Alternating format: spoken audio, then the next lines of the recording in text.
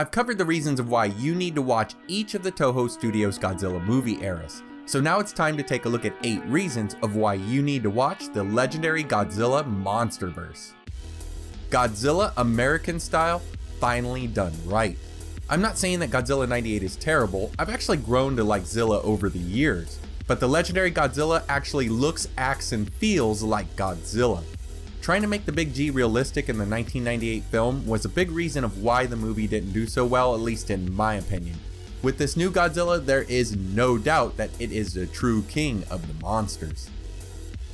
King Kong finally back in the Godzilla universe. King Kong vs. Godzilla was one of the most watched movies in the entire Toho franchise.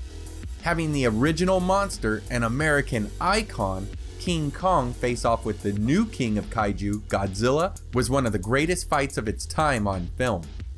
Due to rights issues, we never got to see a rematch, but now it not only can happen, but it's slated for a 2020 release. Big budget special effects. I know that the old suit acting style for Godzilla films is what made the franchise what it is. Heck, I'd actually love it if they still made suitmation Godzilla films on the side, while still producing CGI Godzilla movies in a separate universe. Even so, I've always wondered just what the American studios could do with Godzilla using current CGI and a good story. And to most fans, you're gonna find that here in the Legendary Monsterverse. No dubbing or subtitles, at least for English speaking fans. I know that this is part of the charm to some of the people who love Godzilla films, but I also love the ease of watching a movie without subtitles so I can focus on the visual aspects of the movie. On top of that, the dubs for Godzilla movies usually border on funny to just downright horrible. New Kaiju. We're introduced to 2 new Kaiju, the Muto creatures, in the first Godzilla film, only to be hit with tons of new monsters living on and beneath Skull Island. Here we would see skull crawlers, Skur Buffalo, Mother Longlegs, the Meyer Squid, Psycho Vultures, Spore Mantis, and even the Leafwing. Now we know that some of the old Toho favorites are about to enter the scene, but it's been rumored that even more Kaiju are coming soon. Who knows if there'll be new monsters or fresh takes on old ones. Speaking of new looks for old monsters, not only did Godzilla get a new design here, but King Kong has an amazing new look as well, and he's bigger than ever before. The Toho suit for King Kong wasn't exactly a masterpiece, so it's awesome to finally see a more ape-like Kong that towers above the Kongs of old. If that's not enough to get Kaiju fans excited, we now know that the legendary versions of King Ghidorah, Mothra, and Rodan are coming. The future is bright for the Legendary Monsterverse.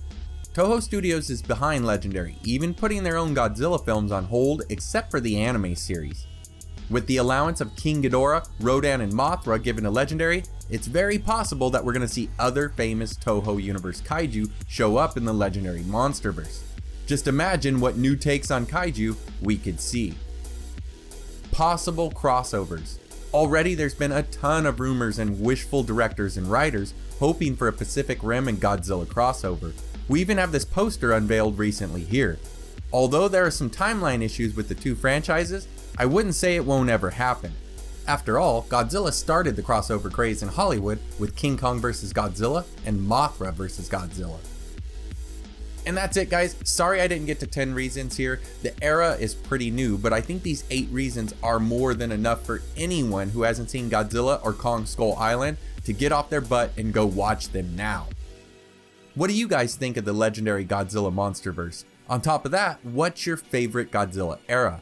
I'd love to hear your thoughts and comments down below. And as always, I'd like to say thanks for your likes, comments, shares, and subscriptions. Your support is what keeps the channel going. Take care, and I hope to see you next time.